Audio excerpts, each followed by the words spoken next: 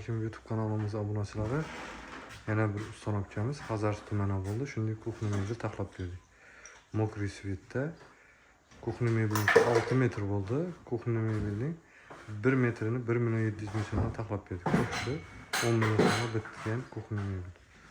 Kuxni mebelga shunday sifatli yaxshi akrillardan hamma 100% puxa plastik vakuum qullab yaxshi Sami firmasiniki tartmalar ham vakuumli shunday qashib qo'yadiganlari mo'ykalar ham yaxshisidan suvlarni ulab bonus sifatida musor idishlarni qo'yib berdik. Shunday olib, menda gaz balon turadiganlari shunday olib chiqdi. Kafeda o'rnuna shunday o'zining materialini laminatdan qo'yib berdik. Svetlarni ulab, vitishkalarni ishlatib, hammadan taxlab berdik. Kimga shunday xizmatlar kerak bo'lsa, o'zlaringizga murojaat eta olasizlar.